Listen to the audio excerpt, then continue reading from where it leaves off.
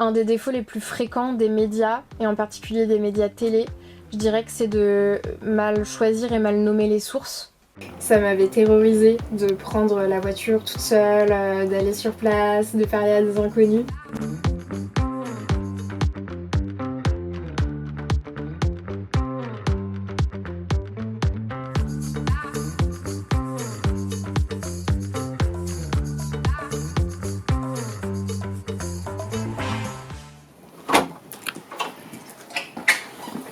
Alors, je me dirige sur ma gauche.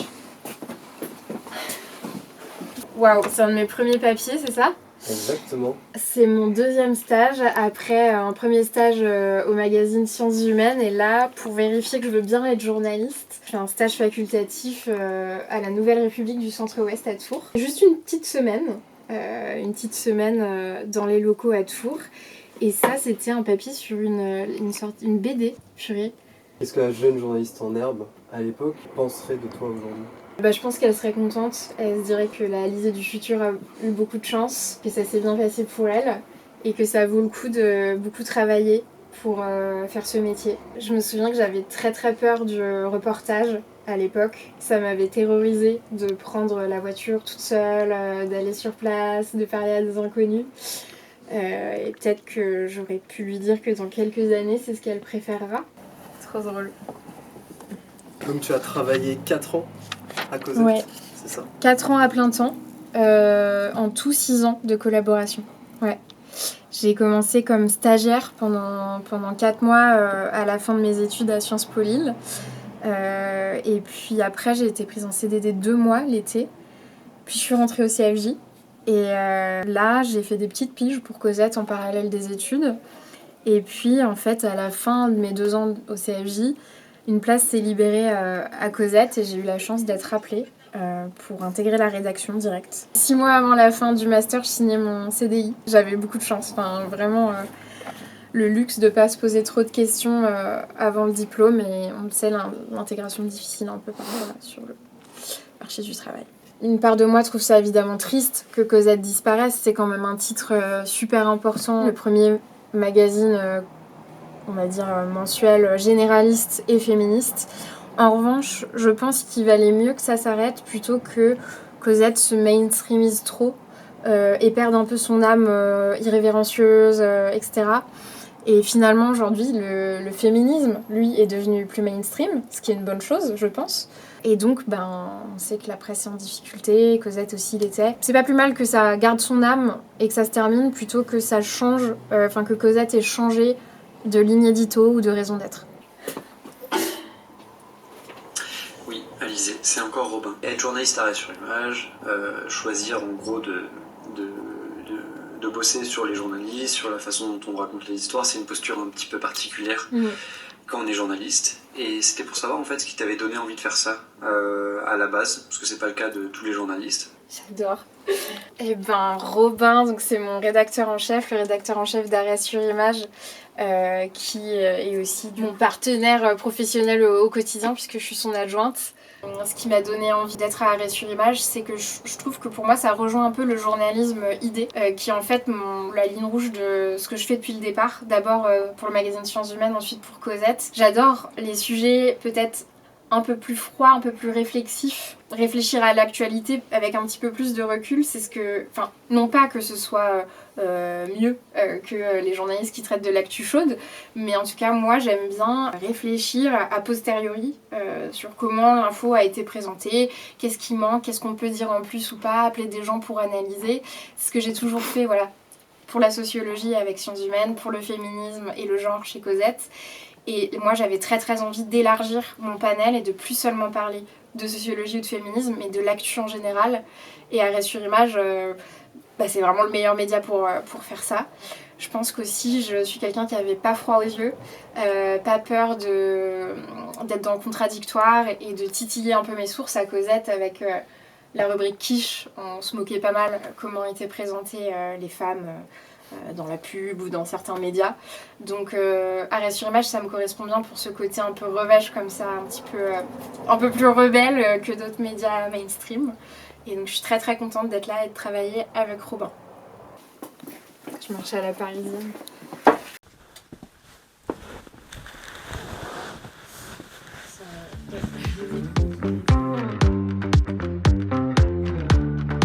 Là, je pense qu'il faut déjà avoir les principes du journalisme chevillés au corps. C'est un peu pompeux de dire ça, mais être vraiment très attaché à la justesse de l'info, contradictoire à la place du contradictoire, à la déontologie. Et ensuite, on se forme un peu sur le tas. Moi, finalement, j'avais jamais travaillé dans un média de critique média avant Arrêt sur Image, mais j'avais déjà fait des papiers d'analyse, réflexifs, et j'avais pas vraiment peur d'être critique quand il le fallait, puis d'être positive quand il le fallait aussi. Et je pense que c'est ça qui fait un bon journaliste Arrêt sur Image, d'être ouvert un peu à tout et tout le monde, et ne pas rechigner à souligner quand ça va pas, que ce soit chez nos amis ou nos ennemis, ou voilà, les médias qu'on aime bien, qu'on aime moins. Et comment nos confrères et consoeurs nous voient. Alors, je peux vous dire que tous les journalistes ne sont pas contents de recevoir des coups de fil d'Arrêt sur Image. C'est même très rare qu'ils soient contents. Je pense que ces dernières années, certains médias ont l'impression qu'on les cible plus que les autres, ce qui est pas vrai. Parce que Arrêt sur Image, vraiment, critique autant BFM que CNews, que France 2, que Libération, sur le journal sur lequel j'ai écrit un papier la semaine dernière, que Blast, sur lequel j'ai écrit une enquête. Donc vraiment, il n'y a pas d'acharnement, contrairement à ce qu'on peut parfois ressentir dans ce que nous disent les autres journalistes. Et ça, je pense que ça demande beaucoup de pédagogie, de l'expliquer même à nos confrères et nos consoeurs.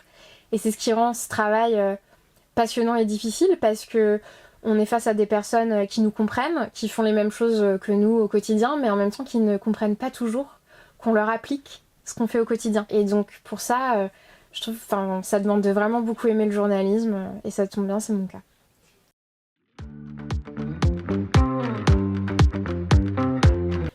Un des défauts les plus fréquents des médias, et en particulier des médias télé, je dirais que c'est de mal choisir et mal nommer les sources, de mal présenter, par exemple dans les bandeaux, les invités, parfois oublier certains de leurs engagements passés. Je pense à l'exemple de Nicolas Conquer, qui est le représentant des Republicans en France, mais qui était aussi candidat RN aux élections, et ça, très peu de médias, voire aucun, ne l'ont rappelé, et c'était surtout pas dans les bandeaux quand il s'exprimait au moment des élections américaines. Pour moi, ce qui est une faute déontologique, et ça, c'est un exemple qui se retrouve à plus large échelle pour tout un tas de personnes. Et puis peut-être la propension aussi à toujours appeler les mêmes experts ou expertes, et pas accorder assez de temps à la recherche de la bonne personne. Je dis pas que les journalistes sont les fautifs ou fautives parce qu'ils manquent de temps, et ça c'est lié à un manque de moyens, etc. Parfois la pression des red chefs, voire des actionnaires. Mais donc c'est pas forcément leur choix.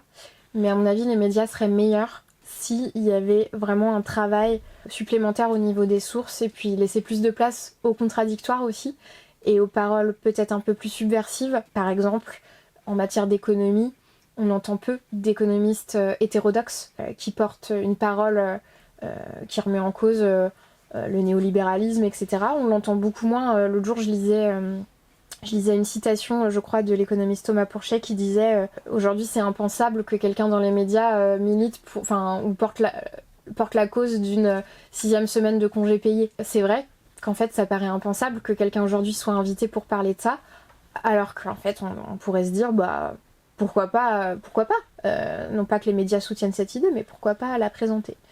Donc voilà, le travail principal sur les sources.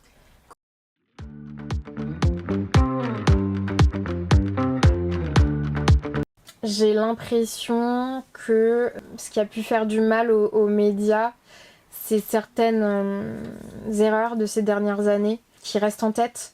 Je pense au rôle de BFM pendant les attentats, qui ont eu un des terroristes au téléphone.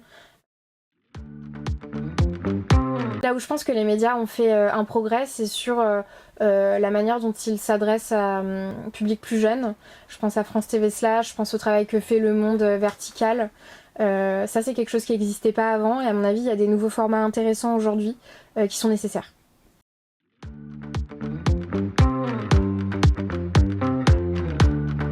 Je pense qu'une des multiples choses qui a pu faire du mal à la confiance entre les médias, le lectorat et le public, c'est malheureusement les dérives des chaînes d'infos en continu et les réseaux sociaux. Le fait de partager des extraits toujours plus courts d'interviews en plateau, etc. Ça a tendance à mon avis, à accentuer la polarisation des propos et accentuer la caricaturisation ou la caricature des analyses qui sont partagées dans les médias. Voilà, aujourd'hui on veut du simple, du cash. Et la nuance a un petit peu perdu sa place là-dedans. J'ai l'impression qu'il y a une envie de nuance et en même temps il y a peu de formats qui y incitent ou ils sont un peu moins plébiscités. Et pour moi c'est un paradoxe auquel il faut réfléchir.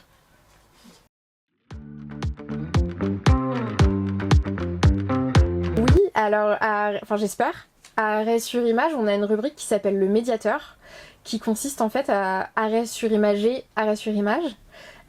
donc à revenir sur une de nos enquêtes sur laquelle on a des questions déontologiques, soit nous-mêmes au sein de la rédaction, soit de la part d'internautes. Et donc dans ce cas-là, un ou une journaliste fait tout le travail qu'on ferait sur un autre média en reprenant toute notre enquête pour savoir si on a bien fait les choses. Et après, à ma propre échelle, dans mon livre Sœurs de plainte, dont on pourra parler, j'imagine, j'expose tous mes dilemmes éthiques au sein même de l'écriture du bouquin, qui est une enquête journalistique, mais je parle au jeu en tant que journaliste et je raconte que effectivement il y a des moments où je suis plus proche de certaines sources que d'autres et je trouve que ça pose des questions déontologiques. Mais voilà, je les expose, j'expose mes réponses et j'essaie pas de me blanchir, mais au moins d'être transparente. Et je pense que c'est déjà un premier pas. Et je suis ouverte à toute critique à ce sujet et d'en discuter ici ou sur un quelconque plateau.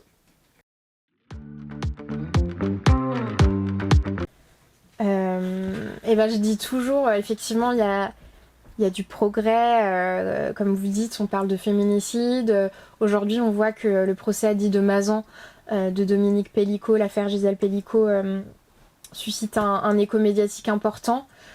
On pourrait s'en réjouir, mais moi je dis toujours, j'ai pas envie d'applaudir un poisson qui nage. Et alors, bon, peut-être que je suis pessimiste, mais je trouve qu'il y a encore trop d'erreurs et trop peu d'intérêt dans la manière dont on parle des affaires, notamment de violences sexuelles. Les médias, les journalistes confondent parfois ce qu'est une relaxe, un classement sans suite, un non-lieu, etc. Ils précisent pas toujours, quand on parle d'hommes publics, sur quoi ils sont mis en cause. Les journalistes sont pas toujours formés à comment interviewer des victimes de manière éthique. Et moi, je milite vraiment pour qu'on réfléchisse à ça et tenter de le faire mieux. Donc c'est sur ça que j'ai envie d'insister, même si dans la vie, je suis pas quelqu'un de sombre et pessimiste. Mais justement, ça me paraît réjouissant d'imaginer un meilleur avenir et de mieux traiter ces questions-là. C'est une réflexion que je pense qui reviendra toujours à partir du moment où je traite de sujets liés aux violences sexuelles, au genre, etc., au féminisme. Pour moi, c'est extrêmement clair que je suis journaliste, dans la mesure où je suis toujours ouverte à donner la parole à tout le monde. S'il faut critiquer des personnes dites de mon bord, je le ferai. Des personnes, quand je dis de mon bord, c'est par exemple en position de victime. Je le fais d'ailleurs dans mon livre. À plusieurs reprises. S'il faut interroger des médias, même qui traitent de violences sexuelles de manière éthique, je le ferai aussi en étant critique. Donc c'est là que pour moi je suis vraiment journaliste. Je suis pas là pour servir la soupe à quiconque. Pour moi c'est important et quitter des assos, je quitterai des assos. C'est ce que j'ai fait d'ailleurs en écrivant mon livre. J'ai quitté toutes les assos desquelles je faisais partie pour pas que les choses se mélangent. Après, je trouve que cette question est vraiment passionnante et importante. Après, je remarque qu'on la pose souvent aux journalistes femmes qui sont, comme moi, spécialisées sur le genre ou les violences sexuelles. On la pose moins aux journalistes hommes qui sont spécialisés dans le sport, par exemple, en leur demandant de rendre des comptes éthiques sur où est-ce qu'ils mettent la frontière entre leur passion et leur travail de journaliste. Est-ce qu'ils perdent pas quelque part leur éthique en parlant de foot ou de tennis ou n'importe quoi, en sachant que c'est leur passion depuis toujours, qu'ils le pratiquent pour certains depuis tout petit. Et en cela, je trouve qu'il y a une certaine injustice à souligner ça et pas prendre les violences sexuelles et le sujet des femmes au sein du journalisme comme quelque chose de factuel en fait, et le prendre systématiquement comme une cause pour laquelle on militerait. C'est quoi? Il faut que j'ouvre.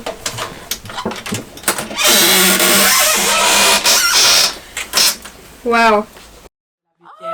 C'est incroyable! Et ça, non attends, et la date de l'abbé Pierre, c'est pareil? Attends.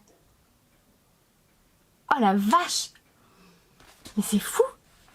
Ah, le hasard, il est fou! Mon Dieu!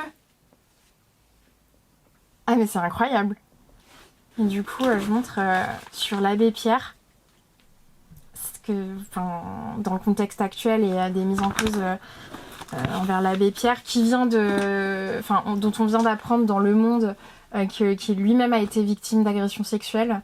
Le Monde a retrouvé des écrits la semaine dernière, je crois, ou il y a 2 semaines. Donc c'est incroyable que ce soit ce sujet qui soit sorti dans le Nouvel Obs la semaine de ma naissance, il y a 31 ans. Et pareil, Libération, je trouve ça beau que le jour de ma naissance, ce soit un sujet sur une maternité. Mais c'est intéressant que ces deux coups traitent totalement de mes sujets, quoi. C'est incroyable.